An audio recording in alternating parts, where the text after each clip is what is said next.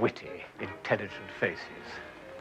They're the successful dramatists of 18th century Paris, and their busts stand in the foyer of the French National Theatre, that theatre which for 100 years did so much to promote good sense and humanity.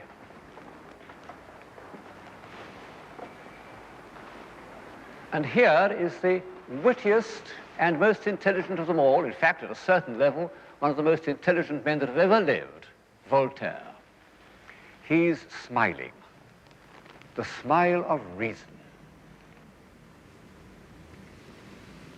You know, there's a character called Fontenelle, a French philosopher who, by living to be nearly 100, bridged the 17th and 18th centuries, the world of Newton and the world of Voltaire.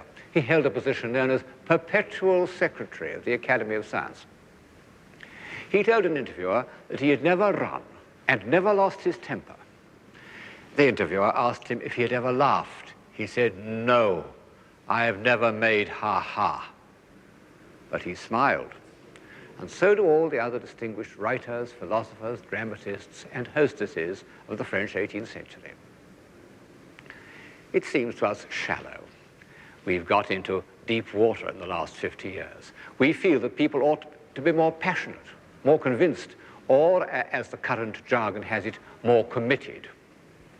The smile of reason may seem to betray a certain incomprehension of the deeper human emotions, but it didn't preclude some strongly held beliefs.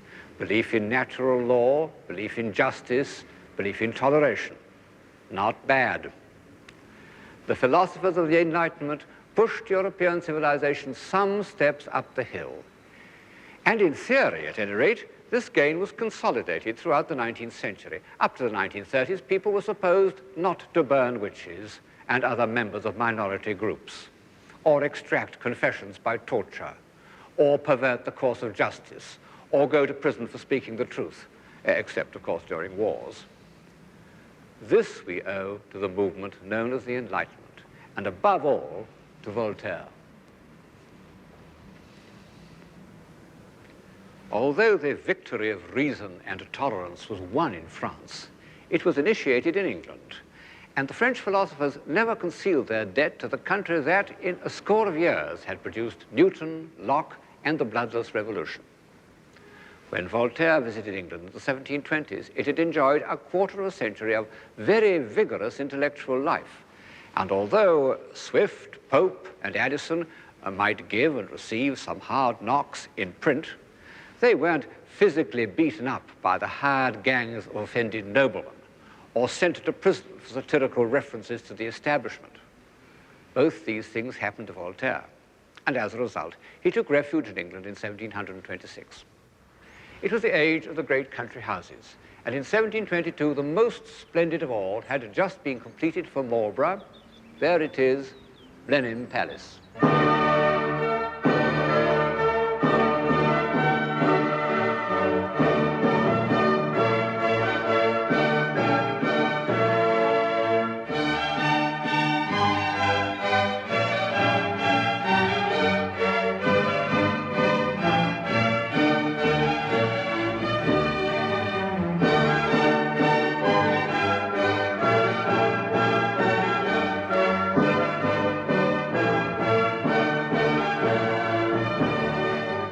A superb setting, but not everybody's idea of a pleasant country retreat.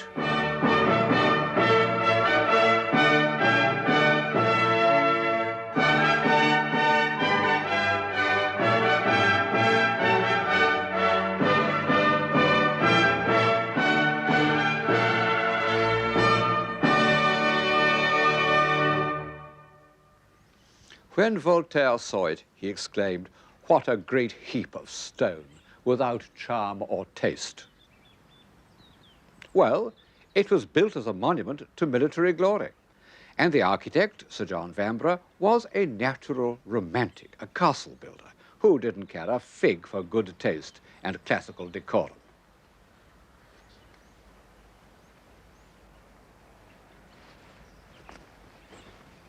'18th century England was the paradise of the amateur. by which I mean men rich enough and grand enough to do whatever they liked, who nevertheless did things that required a good deal of expertise. One of the things they chose to do was architecture. Wren began as a brilliant amateur, and although he made himself into a professional, he retained the amateur's freedom of approach to every problem. And two of his chief successors were amateurs by any definition. Sir John Vanbrugh wrote plays, but he also designed the vast and complicated structure of Blenheim. Lord Burlington was a connoisseur and a collector and arbiter of taste, the sort of character nowadays much despised. But he built this small masterpiece of domestic architecture, Chiswick.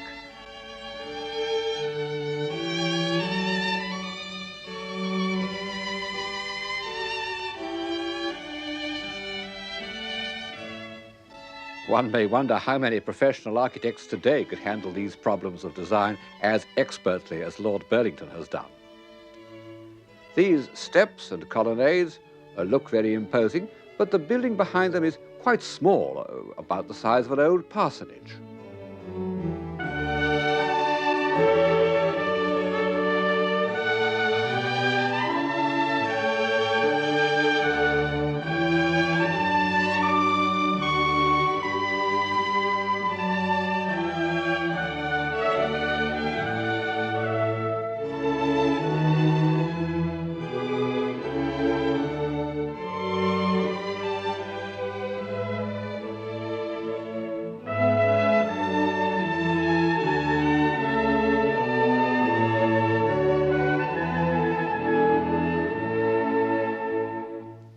In fact, Chiswick was not meant for day-to-day existence, but for social occasions, conversation, intrigue, political gossip, and a little music.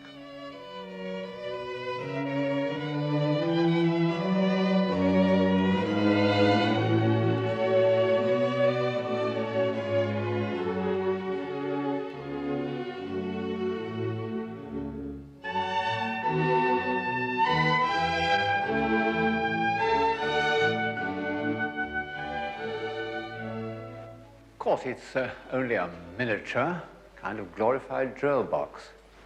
And yet I don't feel that it's at all pinched or constricted. In a way, these 18th century amateurs were the inheritors of the Renaissance ideal of universal man. And it's significant that the typical universal man of the Renaissance, Alberti, had also been an architect. If we may still consider architecture to be a social art, an art by which men may be enabled to lead a fuller life, then perhaps the architect should touch life at many points and not be too narrowly specialized. 18th century amateurism ran through everything: chemistry, philosophy, botany and natural history. It produced men like the indefatigable Sir Joseph Banks, who refused to go on Captain Cook's second voyage because he wasn't allowed to have two horn players to make music for him during dinner. There was a freshness and a freedom of mind in these men that is entirely lost in the rigidly controlled classifications of the professional. And they were independent, with all the advantages and disadvantages to society that result from that condition. They wouldn't have fitted in to our modern utopia. I recently heard a professor of sociology say on television, "What's not prohibited must be made compulsory." Not a suggestion that would have attracted those eminent visitors, Voltaire and Rousseau, who drew inspiration from our philosophy and our institutions and our tolerance. But as usual, there was another side to this shining medal. And of this we have an exceptionally vivid record in the work of Hogarth. The days of me youth I could be like a dove. In the days of my youth he could be like a dove, like a sparrow at all times was ready for love. Fell little laddie, fell little laddie, fell la la la la la la laddie. The life of all mortals in kissing should pass. Fell la la la la la laddie. The life of all mortals in kissing should pass. Lip to lip while yacht and the lift of the glass. Fa-la-la-la-la-la, fa-la-la-la-la-la-la-la-la. Drinking, wenching, stealing. No more than today, I suppose, but rather more openly. All this coarse life is painted with great delicacy, and although Hogarth's compositions are rather a muddle, one can't deny that he had a gift of narrative invention. In later life, he did a series of pictures of an election that are easy to follow and a very convincing comment on the much cracked-up democracy of 18th century England. Here's the polling booth with imbeciles and moribunds being persuaded to make their marks. And an old soldier loyally voting for the establishment with his hook. And here's the successful candidate, like a fat, powdered capon, borne in triumph by his bruisers who are still carrying on their private feuds. And I must confess that Hogarth conquers my prejudice by this blind fiddler, a real stroke of imagination, outside the usual range of his moralizing journalism. The truth is, I think, that 18th century England, in the aftermath of its middle-class revolution, had created two societies very remote from one another. One was a society of modest country gentlemen, of which we have a perfect record in the work of a painter called Davis, comically stiff and expressionless in their cold, empty rooms. True, it developed into the world of Jane Austen, which was not lacking in critical intelligence, but was somewhat deficient in energy. The other was the urban society of which Hogarth has left us many records. Plenty of animal spirits, but not what we could call by any stretch civilization. I hope you won't think it too facile if I compare this print, called A Midnight Modern Conversation, with a picture painted in the same decade called A Reading from Molière by the French artist de Troyes. In this series, I've tried to go beyond the narrower meaning of the word civilized, but all the same, it has its value, and one can't deny that this is a picture of civilized life. Even the furniture contrives to be both beautiful and comfortable at the same time.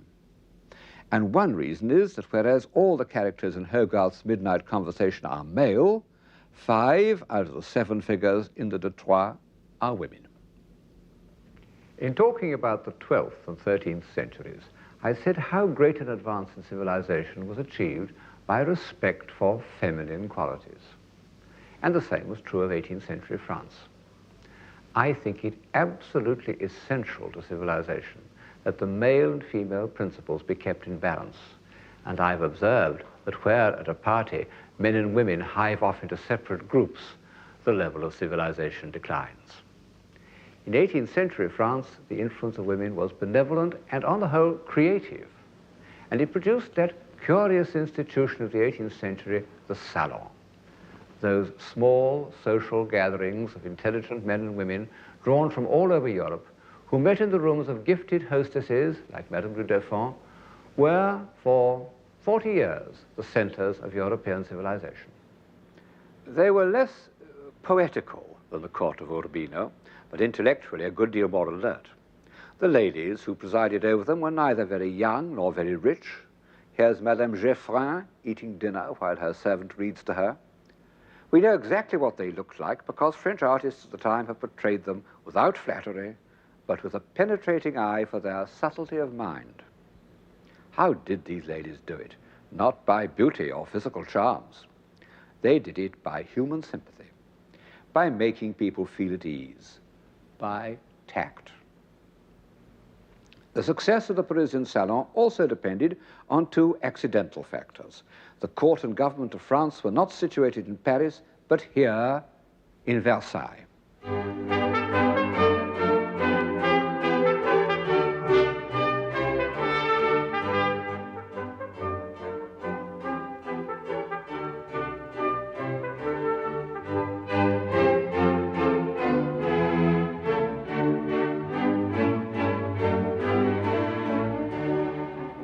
It was a separate world. Indeed, the courtiers of Versailles always referred to it as ce pays-ci, this country of ours. And to this day, I enter this huge, unfriendly courtyard with mixed feelings, panic and fatigue, as if I were going into an alien world.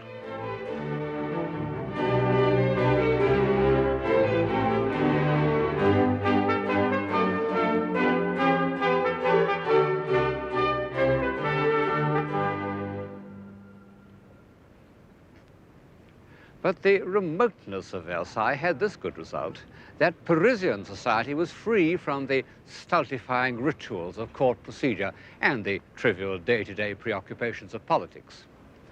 The other thing that made 18th century salons a source of enlightenment was that the French upper classes were not destructively rich. They lost most of their money in a financial crash brought about by a Scottish wizard named David Law. As I've said several times, a margin of wealth is helpful to civilization, but for some mysterious reason, great wealth is destructive. I suppose that some discipline and economy is as necessary in art as it is in life. Also, great display is heartless. The south front of Versailles is a masterpiece of architectural design, but it doesn't touch us like something loved and familiar. For example, look at Chardin, the greatest painter of mid-18th century France. No one has ever had a surer taste in color and design. Every area, every interval, every tone gives one the feeling of perfect rightness. Well, Chardin didn't depict the upper classes, still less the court. He sometimes found his subjects in the thrifty bourgeoisie, and what sweet people they are. Sometimes among the working class, where I think he was happiest because he loved the basic design of pots and barrels. They are noble, in a way that a piece of Louis XV furniture couldn't be. Chardin's pictures show the qualities immortalized in verse by La Fontaine and Molière: good sense, a good heart, an approach to human relationships both simple and delicate. And they show that these survived into the mid-18th century and survive to this day among skilled workmen, what the French call artisans, who still maintain the character of French civilization. The salons where the brightest intellects of France were assembled were more luxurious, but still not overwhelming.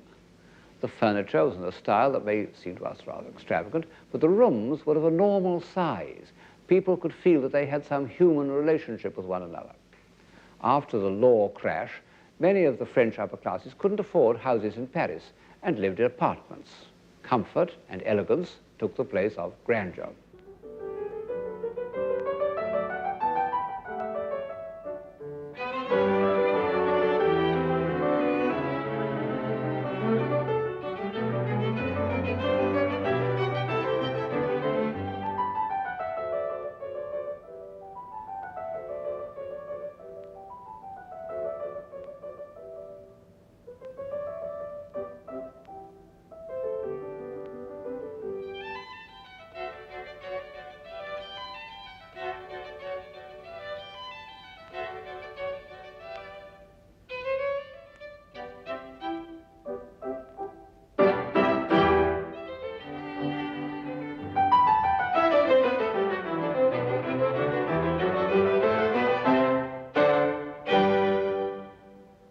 We have a complete record of how people lived in mid-18th century France, because there were innumerable minor artists who were content to record the contemporary scene instead of expressing themselves.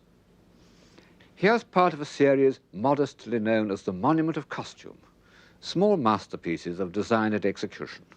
The ladies have come to see their friend who is about to have a baby. Don't be afraid, dear friend, they say. In this painting by Boucher, a lady is dressing by the fire, her maid asking her what she's going to wear. And here, also by Boucher, is the family sitting by the window having their morning coffee, or more likely chocolate. The little girl showing off her toys. Well, nobody but a sourpuss or a hypocrite would deny that this is an agreeable way of life. Why do so many of us instinctively react against it? Because we think it based on exploitation? Well, Do we really think that far? If so, it's like being sorry for animals and not being a vegetarian. Our whole society is based on different sorts of exploitation. Or is it because we believe that this kind of life was shallow and trivial? Well, that simply isn't true. The men who enjoyed it were no fools. Talleyrand said that only those who experienced the life of 18th century France had known the douceur de vivre, the sweetness of living. And Talleyrand was certainly one of the most intelligent men who ever taken up politics. The people who frequented the salons of 18th century France were not merely a group of fashionable good-timers. They were the outstanding philosophers and scientists of the time. They wanted to publish their very revolutionary views on religion. They wanted to curtail the power of a lazy king and an irresponsible government. They wanted to change society. In the end, they got rather more of a change than they bargained for. The men who met each other in the salons of Madame de Deffand and Madame Geoffrin were engaged in a great work. Here it is, an encyclopedia, or Dictionnaire raisonné des sciences, des arts et des métiers. It was intended to advance mankind by conquering ignorance. It was a gigantic enterprise, as you can see. Eventually, this is only a small part of it, eventually there are 24 folio volumes. And of course, it involved a great many contributors. But the dynamo of the whole undertaking was Diderot. There he is, in a picture by Van Loo, smiling the smile of reason, which enraged him. He said he'd been made to look like an old cocotte who was still trying to be agreeable. He was a many-sided man, very intelligent, a novelist, a philosopher, even an art critic, the great supporter of Chardin. And in the encyclopedia, he wrote articles on everything from Aristotle to artificial flowers. The aims of the encyclopedia seem harmless enough to us, but you know, authoritarian governments don't like dictionaries. They live by lies and by bamboozling abstractions, and they can't afford to have words accurately defined. The encyclopedia was twice suppressed, and by its ultimate triumph, the polite reunions in these elegant salons became precursors of revolutionary politics. They were also precursors of science. The illustrated supplement of the encyclopedia is full of pictures of technical processes. Here's one of the plates, for example, showing the polishing of wood. And then another, all the beginning here shows the making of silk for the tapestry, and this is the actual dyeing of the wool for the Gobelin tapestries. And throughout the book, there are extremely interesting examples of the techniques of the day. In the mid-18th century, science was fashionable and romantic, as one can see from this picture by Wright of Derby. The experiment with the air pump brings us to the new age of scientific invention.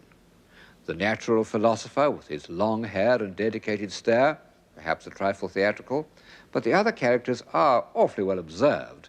The little girls who can't bear to witness the death of the poor pigeon, the sensible middle-aged man who tells them that such sacrifices must be made in the interest of science, and the thoughtful man on the right who is wondering if this kind of experiment is really going to do mankind much good.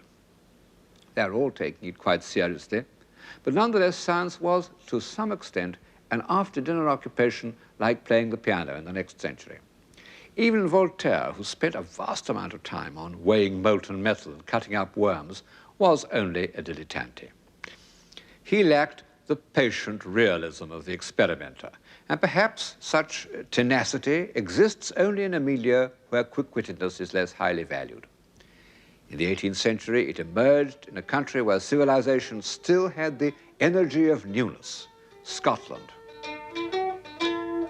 Will ye go to Sheriff Muir, Bill John Owen is steer, there to see the noble Mar and his Hieland laddies? Oh, the true men o' the north, Angus Huntley and Seaforth, scouring on to cross the Forth with their white cockaddies.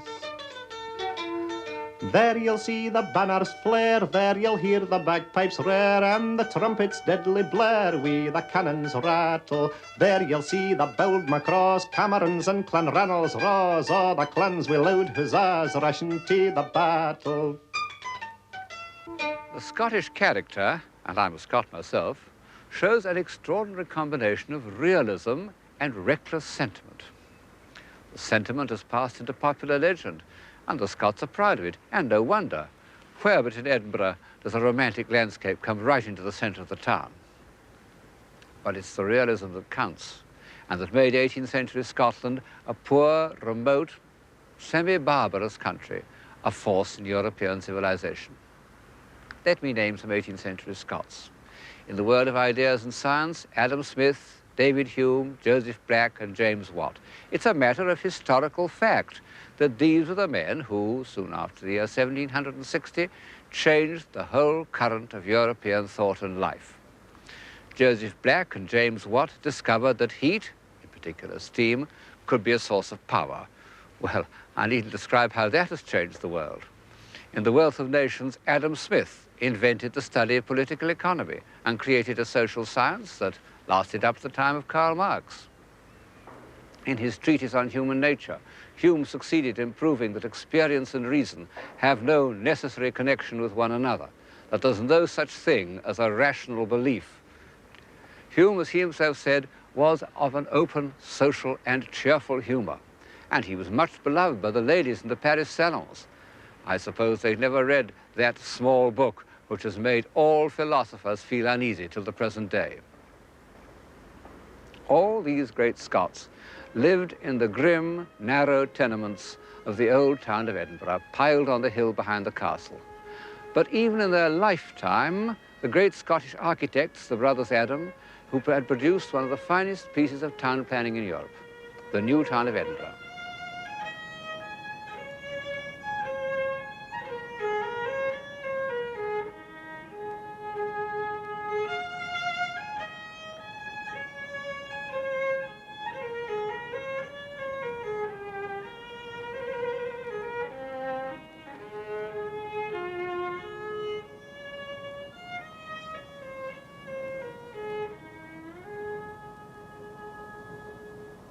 In addition, they exploited, I think one may almost say invented, the strict, pure classicism that was to influence architecture all over Europe. In fact, another Scot named Cameron took it to Russia with tremendous effect. And then, a Scot having popularized neoclassicism, Sir Walter Scott popularized the Gothic Middle Ages and furnished the imagination of the romantically minded for a century. Not bad for a poor, underpopulated country. Through the practical genius of the Scots and English, those technical diagrams in the encyclopedia became a reality. And before the political revolutions of America and France had taken effect, a far deeper and more durable transformation was already underway, what we call the Industrial Revolution. Wright of Derby, whose imagination had been stirred by the scientific exercises of the intellectuals, was also moved by their first commercial application, and he painted this picture of Arkwright's mill at Crumford. He's felt the romance of industrialism as it begins to usurp the power of the old regime. If, on the practical side, we had to visit Scotland, on the moral side, we must return to France. Not to Paris, but to the borders of Switzerland. Because it was there, a mile or two from the French frontier, that Voltaire made his home. After several bad experiences, he'd become suspicious of authority, and he liked to live in a place where he could easily slip over the border. He didn't suffer from his exile. He'd made a lot of money by speculation. And his last bolt hole, the Chateau of Ferney, is, as you see, a large, agreeable country house. Voltaire built the wings at either end. He also planted this alleyway of beeches for a cool promenade on a hot day. When he was visited by the self-important ladies of Geneva, he would receive them seated on a bench at the far end, down there behind me. It amused him to see how they struggled to prevent their towering powdered wigs from getting entangled in the branches. Well, it's grown up a good deal since then.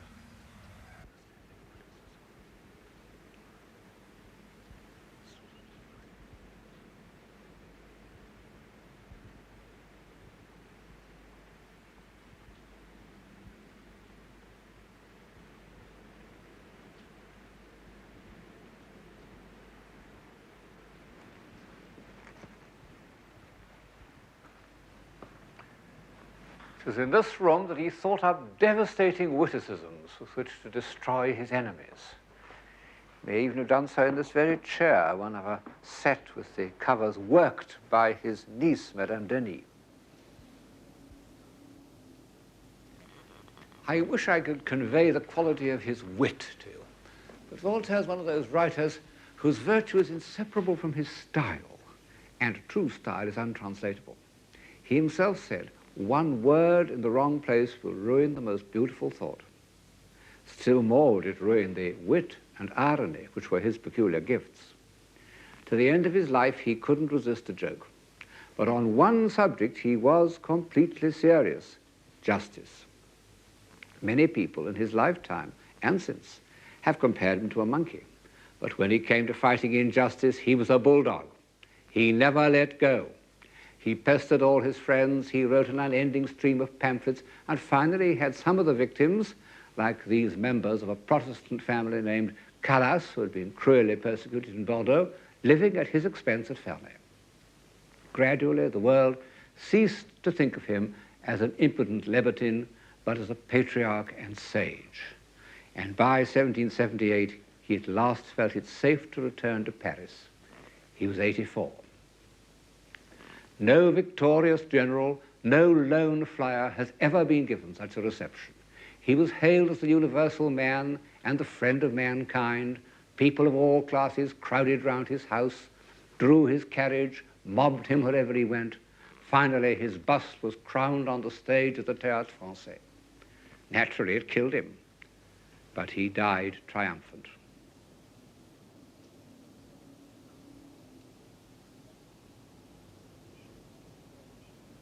The remarkable thing about the frivolous 18th century was its seriousness.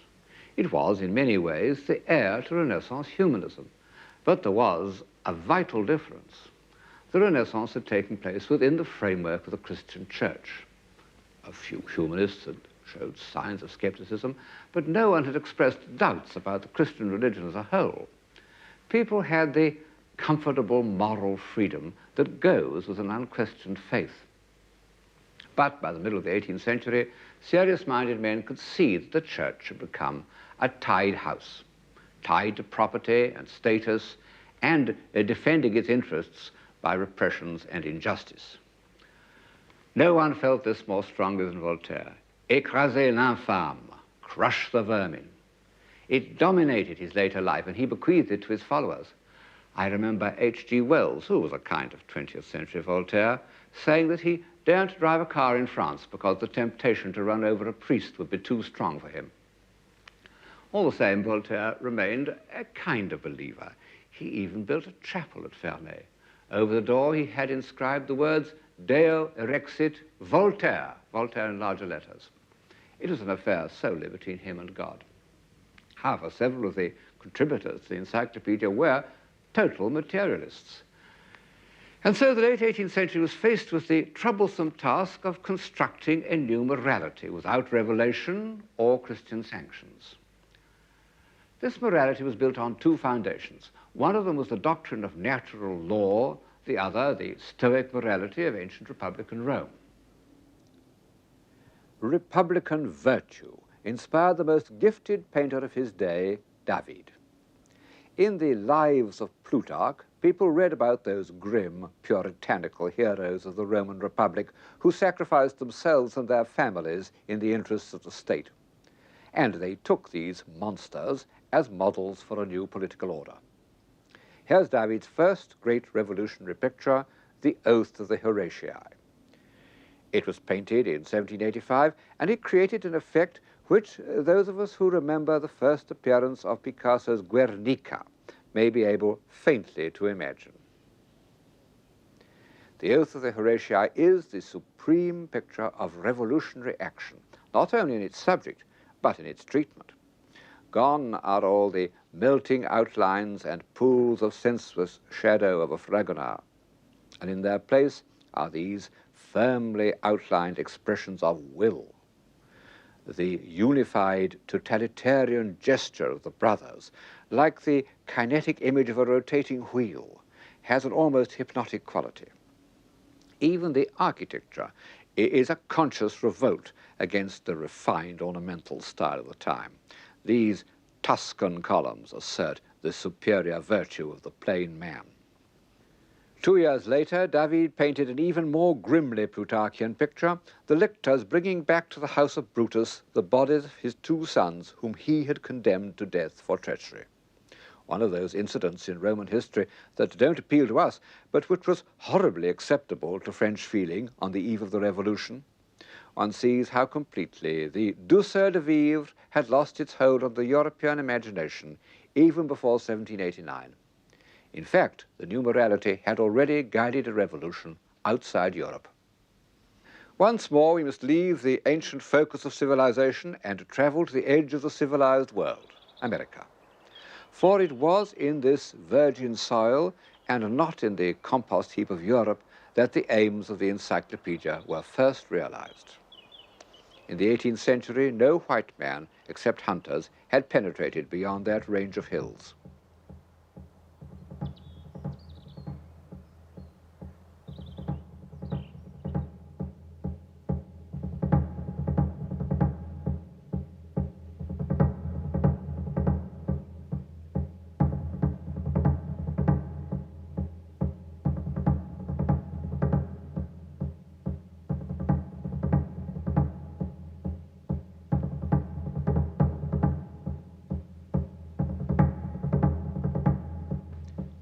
But here, on the border territory of the Indian, the trapper, the buffalo, a young Virginian lawyer elected to build his home in the 1760s. His name was Thomas Jefferson, and he called his house Monticello, the Little Mountain. It must have been an extraordinary apparition in that wild landscape.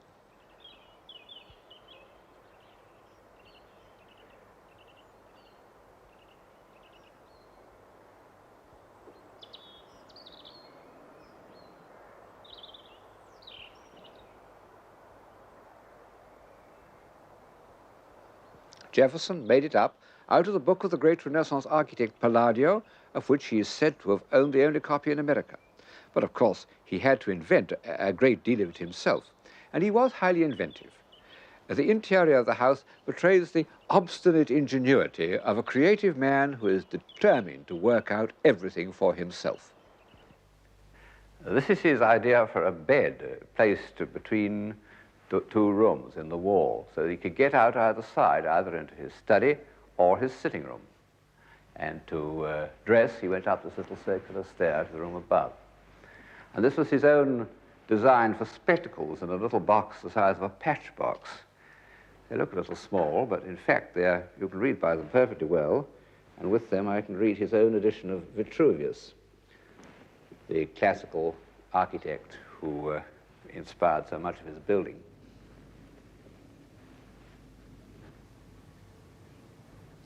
It's placed on a table, a revolving table, which he designed himself, which works very well, and a revolving chair. Everything in the room he designed, the drapes, the moldings, every single thing. And it all has a kind of simple, homespun, independent air, which is the stamp of Jefferson. He was the typical universal man of the 18th century. Linguist, scientist, agriculturalist, educator, town planner, and architect. Almost a reincarnation of Leon Battista Alberti, the universal man of the Renaissance. Even down to a love of music and the management of horses and a certain crankiness. What in a lesser man could have been called a touch of self-righteousness. What a willful, independent head. Of course, Jefferson wasn't as good an architect as Alberti, but then he was also President of the United States. And as an architect, he was by no means bad. Monticello was the beginning of that simple, almost rustic classicism that stretches right up the eastern seaboard of America, right up to Massachusetts, and lasted for 100 years, producing a body of simple, civilized, domestic architecture equal to any in the world. And it reflects the grave self-assurance of the founders of the American Republic. Jefferson is buried in the grounds of Monticello. He left instructions for his tomb, On it were to be inscribed the following sentences, and not a word more.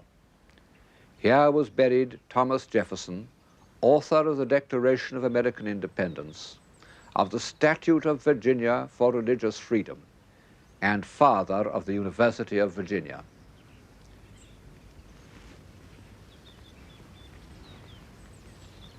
Well, the establishment of religious freedom that earned him so much hatred and abuse in his own day, we now take for granted. But the University of Virginia is still a surprise. It was all designed by Jefferson, and it's full of his character. He called it an academical village.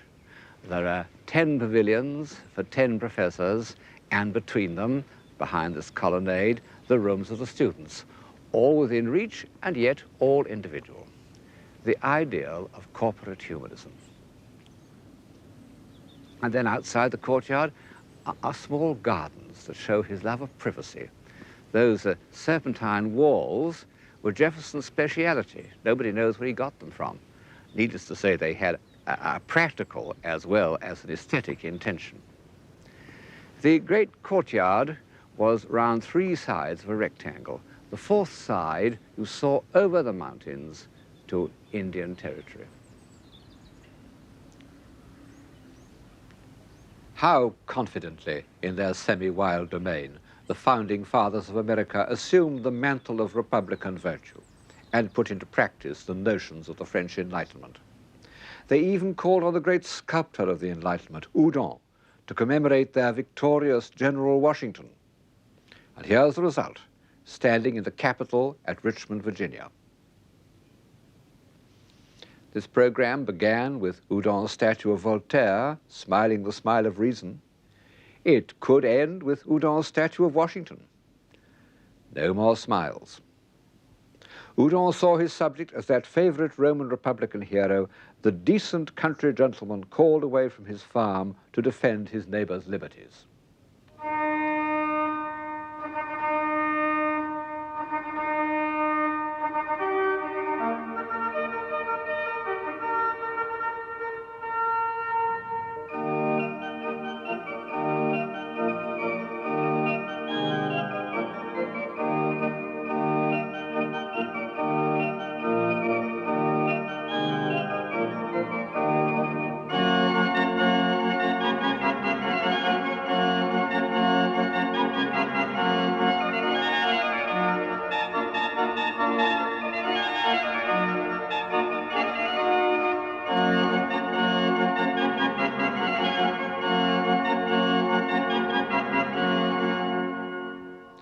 In fact, the War of Independence lasted 6 years, and at the end of it, the British totally withdrew their forces, and the new republic was born.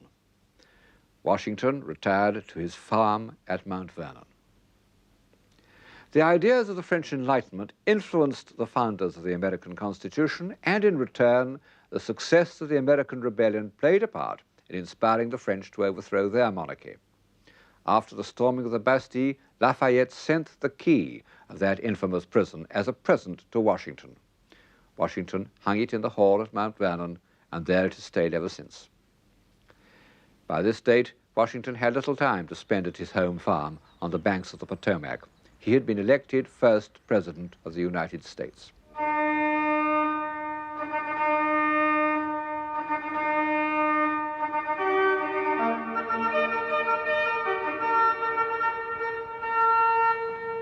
His monument dominates the new capital city, which was named after him. Facing it, across the tidal basin of the Potomac, is the monument to Jefferson, who became the 3rd president.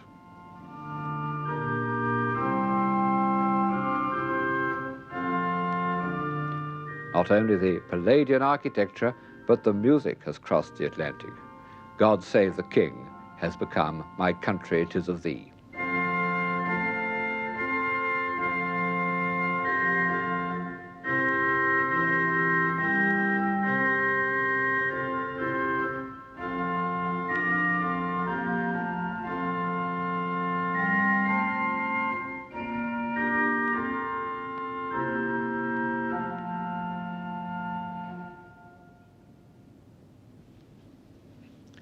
On the inner walls are quotations from Jefferson's writings.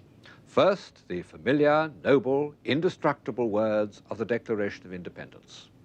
We hold these truths to be self-evident, that all men are created equal, that they are endowed by their Creator with certain inalienable rights. Among these are life, liberty, and the pursuit of happiness, and that to secure these rights, governments are instituted among men.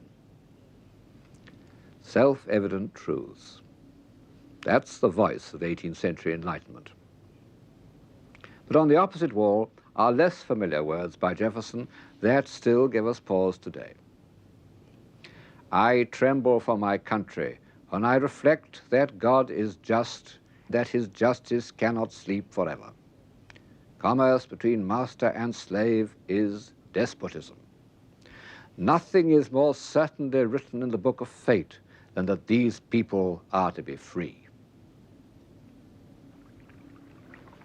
A peaceful-looking scene, a great ideal made visible, but beyond it, what problems?